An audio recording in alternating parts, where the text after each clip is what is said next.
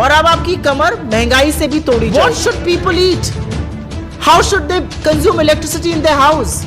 How should they travel in their cars or buses or railway? Because all the prices have gone up. महंगाई की मार, बस करो मोदी सरकार, अब बस करो मोदी सरकार. 3 crore people slip below the poverty line, 2 crore jobs lost, 97% Indians poorer than before, 1.25 lakh crore Provident Fund money withdrawn. I'm just trying to tell you how miserable is the condition of our people. सब लोगों को नमस्कार.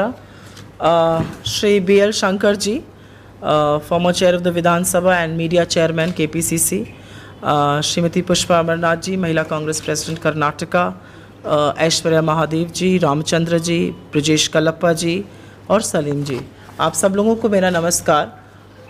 I would first want to talk about the issue on hand, and I would want to jog your memories to 2014.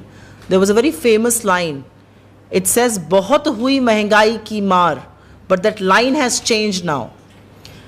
The line now is, बहुत हुई महंगाई की मार, बस करो मोदी सरकार, अब बस करो मोदी सरकार. And why are we saying this? Because prices of essential commodities, prices of petrol, diesel, LPG, edible oil, many things have gone up substantially. A high price rise hurts the common man at any time. But it is specially immoral and unjust of the central government to raise prices during a raging pandemic. And also at a time when the economy is in ruin because of their own economic mismanagement. Crores of people have lost their jobs, wages have been down, businesses have been shut. But this insensitive government doesn't care. They do not want to look at the plight of the people or resolve it. I want to give you some statistics of where we were and where are we now. 23 crore people in this country, 23 crore people in this country in the last 1 year alone have slipped below the poverty line. I want to remind you that 27 crore people were pulled up the poverty line by the UPA government between 2004 to 14. All of that good work has almost been undone because 23 crore people have slipped below the poverty line. 2 crore people have lost their jobs in the month of April and May alone. 97% Indians, and almost all of us sitting here will make a substantial number of that. 97% Indians are poorer than they were 3 years ago. So we've gone back to levels that were 3 years ago. So 97% are poorer than 3 years ago. And most of you will know what Provident Fund is. Provident Fund is usually money that people keep for their retirement. You know, it's either for the education of the children, to buy a house, marriage. It's money that's kept as a retirement benefit. 1.25 lakh crore of that money has been withdrawn. So by these figures, 23 crore people slip below the poverty line, 2 crore jobs lost, 97% Indians poorer than before, 1.25 lakh crore Provident Fund money withdrawn. I'm just trying to tell you how miserable is the condition of our people. And at a time like this, to further burden them with high prices, जिसको कमर तोड़ महंगाई कहते हैं, कि आपकी कमर वैसे ही झुकी हुई है स्लो डाउन से, इकोनॉमिक स्लो डाउन से, और अब आपकी कमर महंगाई से भी तोड़ी जाएगी. At a time like this, when GDP growth is shrinking, when jobs are vanishing, when wages are less, high inflation is absolutely criminal. And like I said, it is not just petrol, diesel, LPG. It is edible oil, it is tea leaves, it is soap, it is shampoo, every basic necessity, baby food, everything is more expensive today than it ever has been. I want to, and we are sharing this with you, so you will see the table.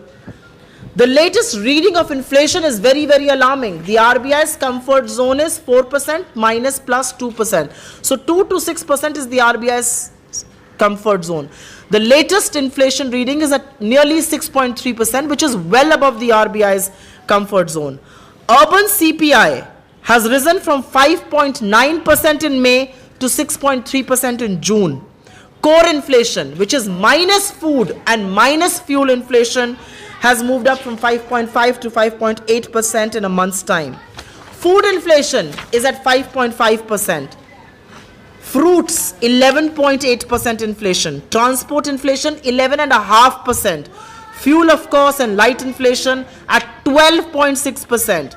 Edible oils, coconut oil, sarson ka tel, all that was used to cook food, has seen inflation levels of 34.7%.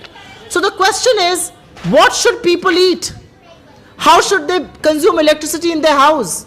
How should they travel in their cars or buses or railway? Because all the prices have gone up. And is this because global crude oil prices are up? And which is where we want to consistently raise this point. And I want to draw your attention. It is not because crude oil prices are high. In fact, this government wants to exploit the people. It wants to profiteer. It is greedy.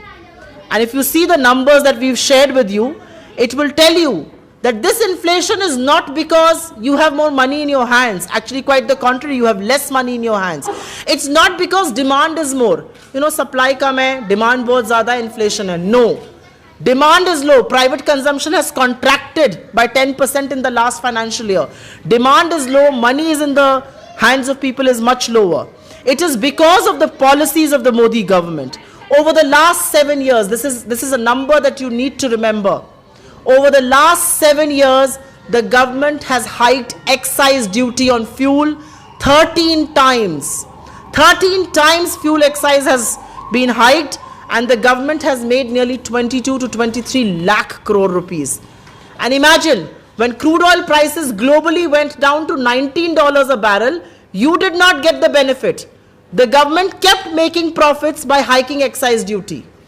So when prices go up, you have to pay more. When prices go down, then also you have to pay more. At some level, this is breach of trust. The whole idea of deregulation of petrol and diesel was, when global crude oil prices go down, you pay less. When they go up, you share the burden. You share the burden when prices go up, but when prices go down, which they did during the pandemic, crude oil was at $19 a barrel, you did not get the benefit. The government actually went and raised excise duty. Why do we say fuel is on fire? How much is petrol being sold for? In some parts of the country, it is being sold at 109 rupees a litre. Diesel is being sold at 95, 96 rupees a litre. LPG, cooking gas, which was sold at 414 when we were in power, is today at 834. That's the kind of price rise one has seen. And let me tell you a small figure. When we were in power and crude oil prices were at $125 a barrel, petrol was at 65 and diesel was at 44. When crude oil prices are today at 75, petrol is at 109 and diesel is at 95. 125 crude oil regime, you were paying half the prices. And why is this happening? When you speak to BJP, when you debate with them, when you speak to their ministers, when you speak to their spokespersons, they will turn around and tell you the states must do something. Actually, that is absolutely wrong. The states cannot do anything. You know why? Because all the taxes that are being collected on petrol, diesel, fuel are actually being kept by the central government itself. Almost next to nothing is being shared with the states. The total cess, and all of you know that cess is a collection that only the central government keeps with itself. It doesn't share with any state. The cess on petrol is today at 33 rupees a litre. 33 rupees only the central government is keeping. This is up 249% since 2014. The cess on diesel, again the money that is not being shared with the state governments, is at 32 rupees a litre, up 796% in the last 7 years. So by doing this, by increasing the percentage of cess, by increasing the excise duty which the government keeps only for itself, the government in the last financial year made a profit of 3.89 lakh crore rupees. 3.89 lakh crore rupees. And for the first time in the history of independent India, fuel taxes, collection from fuel taxes was higher than collection from corporate taxes, was higher than collection from income tax. So imagine the huge chunk was coming from income tax and corporate tax. Now the collection from fuel tax, which is money coming from your pockets, where you could be paying a lot less if the cess is brought down, is a lot higher today. I will give you a small example of LPG. I found it unbelievable, and so I'll share this number with you. It is being sold at 834 per cylinder in Delhi. The further away you from Delhi, the higher the prices. So in parts of northeast, in parts of eastern UP, the cylinder is as expensive as 1,000, sometimes even more. At 834 rupees per cylinder, the actual cost of the cylinder is actually 544. Because if you see the exchange rate and if you see the per metric ton rate of Saudi Aramco, in the last 6 hikes, prices have gone up by 240 rupees. 240 rupees hike on every cylinder of LPG sold, and which is why LPG in Delhi is 834. I'm presuming it's close to 900 here in the city of Bangalore. Because the further away you from production, the higher the prices. And like I said, it's not just petrol, it's not just diesel, it's not just LPG. Edible oil prices, refined oil, sarson ka tel, those kind of things, have gone up by almost 42% in the last 3 months. Shampoo, soap is expensive, washing powder is expensive, tea leaves are expensive, noodles, baby food, everything is more expensive than it was about 3 months back. I'll give you a small example. Mustard oil is produced from mustard.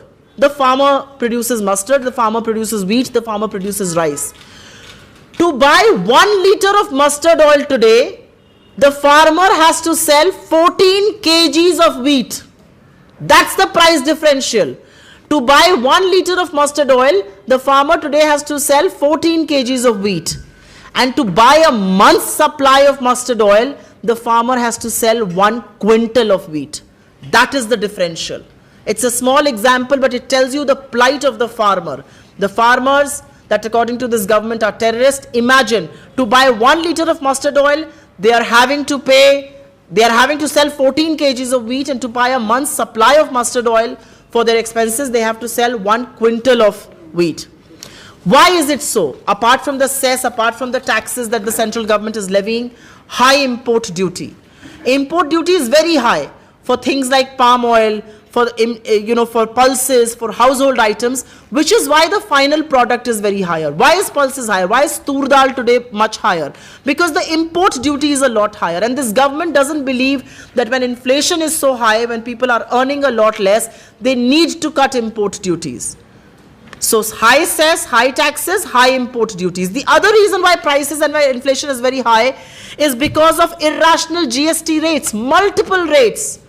I mean, the highest GST rate is 28%. And most of the things that we use in everyday consumption are anything between 12 to 18%. Home appliances, processed food, sabun, tel, toothpaste, all of this is attracting a GST rate of 12 to 18%, which is absolutely high taxation. And this is something that the common man uses. So a small anecdote that I want to share with you, when you talk to them, they say, but we're paying taxes. You could be paying taxes. Each one of us in this room, including the farmer, pays taxes. Because GST, the richest Indian in the country is paying the same GST as the man who's pulling and doing manual labor. That's why it's a regressive tax. That's why GST rates need to come down. But because GST rates for essential items are between 12 to 18%, imagine the high prices that we are having to pay through. The one thing that they commonly mislead people and their WhatsApp and Facebook university works overtime is, they say, but the Congress burdened us with oil bonds. It's a complete myth. It's a complete lie. The government has collected nearly 23 lakh crore in excise duty collection over the last 7 years. It has spent only 3.5% in those oil bond payments. So what nonsense do you talk about? The reality is that in this year, only 10,000 crore worth of oil bond payments have to go. The reality is that you knew you will not pay LPG cylinders. How many of you get LPG subsidy? The LPG subsidy has been reduced to 2 rupees, 5 rupees, 10 rupees. Why? Because, and in some parts of the country, there is no LPG subsidy. Because the market price and control price is the same. What is subsidy? The difference between controlled and market price. When those two prices are the same, there is no LPG, and this government knew they will do this. Because the fuel subsidy bill in 2014, when we demitted office, was 1.42 lakh crore rupees. You know what is it in this budget? It's under 12,000 crore rupees. So compare 1.42 lakh crore rupees to under 12,000 crore rupees, because this government knew they will not pay subsidies. This government knew they will make you pay through their noses for fuel, for edible oil, for LPG, for everything.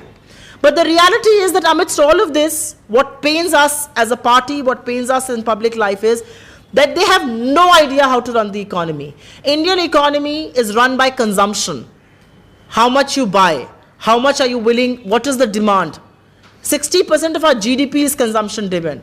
Today when people have lost their jobs, today when people have taken wage cuts, and many of you are salaried, I'm sure there were wage cuts in most organizations, at least the ones that I know of. If your wages have gone down, you will spend less.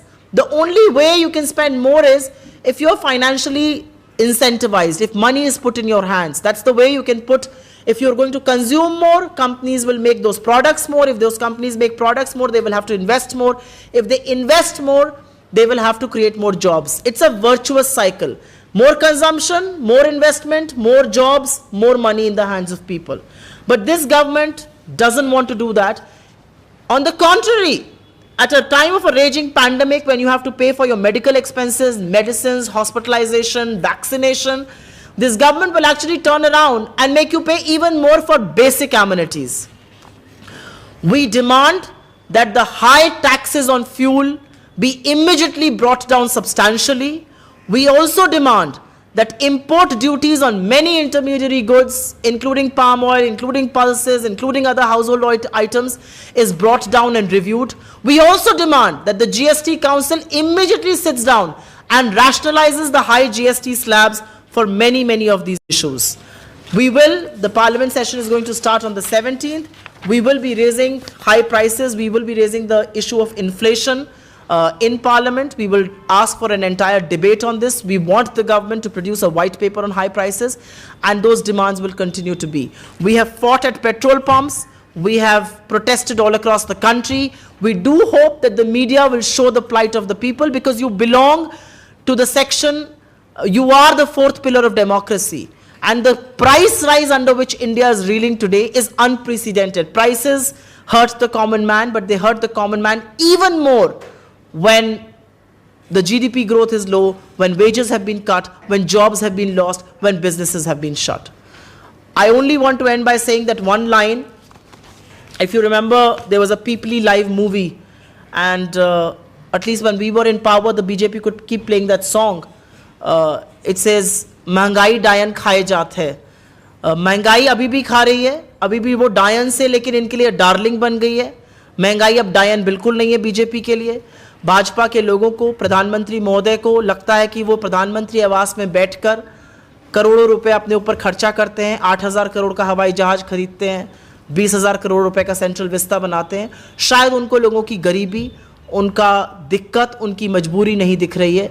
लेकिन अगर वो अपने राज सिंहासन छोड़ के बाहर निकलेंगे, he will see people are very worried, people are really reeling under the burden of high prices, and they need some respite. Anger, the plight of the people is unmissable. I think one needs to pay attention to how worried and how miserable the lives of people have been.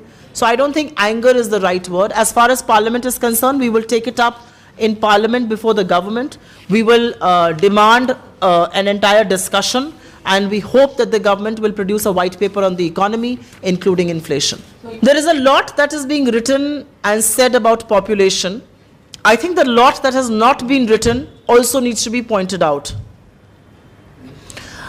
India's total fertility rate, which is number of children being produced by a couple, has consistently gone down. It used to be 5.6 in the 1950s, so a woman was producing almost 5.6 children. It has considerably gone down across states, and it's actually down to 2.1. So a couple on an average is producing 2.1 children, which is almost the same as replacement level. Now what is replacement level? If two people die in one generation, there are 2.1 to replace them. So in an ideal situation, the number of people dying should be replaced by the number of people coming in, and then that finds a balance. In our country, There are some states where the total fertility rate is as low as 1. And there are innumerable states.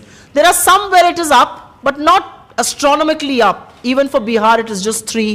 In Uttar Pradesh, it is 2.7. This is a ploy to once again divide the people. This is the ploy to once again distract from major issues. What are the major issues of the day? The major issues of the day are price rise. The major issues of the day are joblessness. The major issues of the day are high poverty. The major issues of the day are 23 crore people slipping below the poverty line. Instead of addressing those issues, it is your duty to create jobs. It is your duty to ensure people are prosperous. It is your duty to ensure that people don't slip below the poverty line. It is your duty to ensure that every Indian is well provided for, does not go to bed hungry. Instead of doing that, you want to bring up another issue to distract. And that is the only ploy.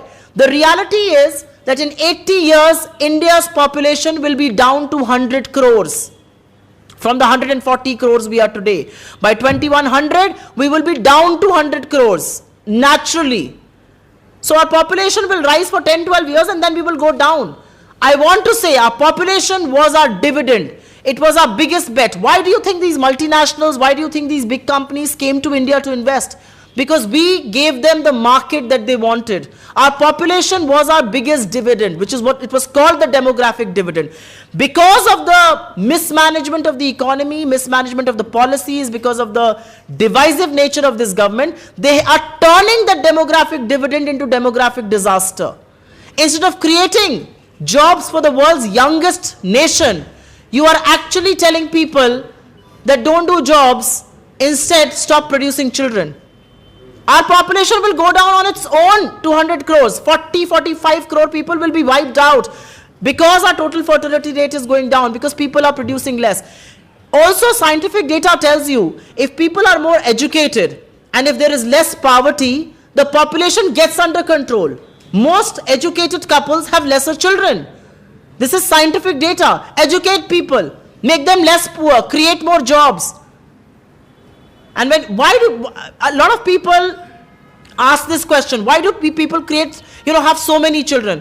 Because you have no social security. You have no job. You feel, if I have 6 children, at least one will take care of me. But when we are educated and when you have a job, you believe I have to provide for these children. They should become respectable adults. They should find jobs. They should be respectable in the society. You will produce lesser children.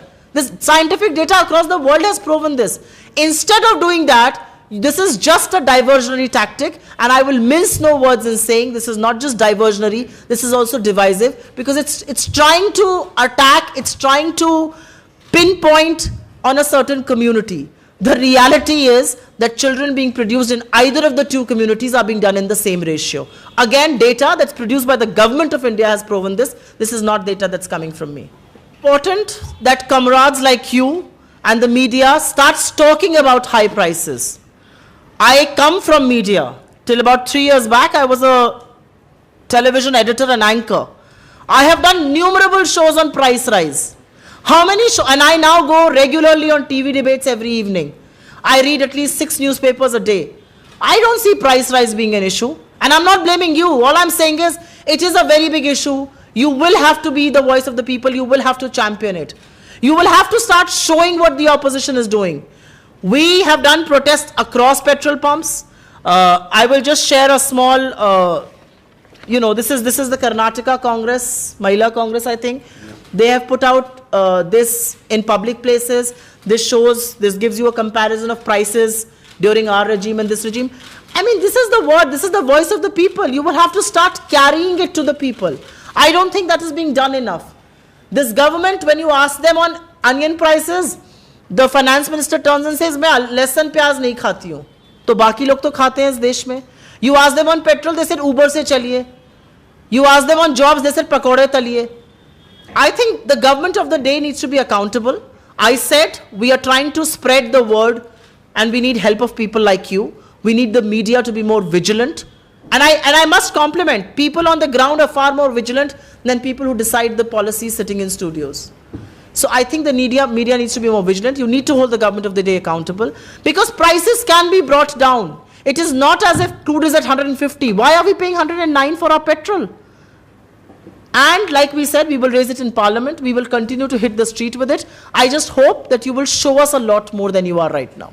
अभी मोदी सरकार की ओर से order नहीं आया, तो पहले तो मैं वो क्लैरिफाई करना चाहूँगी, और मैंने इस बात का जवाब दिया है कि साइंटिफिक डेटा प्रूव करता है कि हमारी पॉपुलेशन ऑलरेडी 10-12 साल बढ़ेगी और उसके बाद वो ऑलरेडी 40-45 करोड़ लोग खत्म हो जाएंगे। उसमें से 2100 तक हमारी पॉपुलेशन 100 करोड़ हो जाएगी। टोटल फर्टिलिटी रेट और रिप्लेसमेंट लेवल, कितने लोग एक जनरेशन से मृत्यु हो रही है और कितने नए जन्म हो रहा है, वो एक बराबर होता जा रहा है। टोटल फर्टिलिटी रेट सिर्फ 2.1 है। हिंदुस्तान की बहुत सारे शहर, बहुत सारे प्रांत ऐसे हैं, बहुत सारे स्टेट्स ऐसे हैं जहां पर वो लेवल 1 से भी नीचे चला गया है। सिक्किम वगैरह में 1 है लेवल, तो हर परिवार एक बच्चा पैदा कर रहा है। तो ये सिर्फ डाइवर्जनरी टैक्टिक है। आप अगर साइंटिफिक डेटा देखिए, जहां पर गरीबी कम होगी, जहां पर शिक्षा ज़्यादा होगी, वहां बच्चे कम अपने आप प्रोड्यूस होंगे। आपकी रिस्पॉन्सिबिलिटी है कि आप नौकरियां बनाइए, आपकी रिस्पॉन्सिबिलिटी है आप गरीबी कम करिए। उसको कम करने के बजाय आप सिर्फ मुद्दा भटकाने के लिए फिर से ये बातें कर रहे हैं। इस बात का कोई भी ना सच से ताल्लुक है और ना गवर्नेंस से ताल्लुक है। Thank you very much.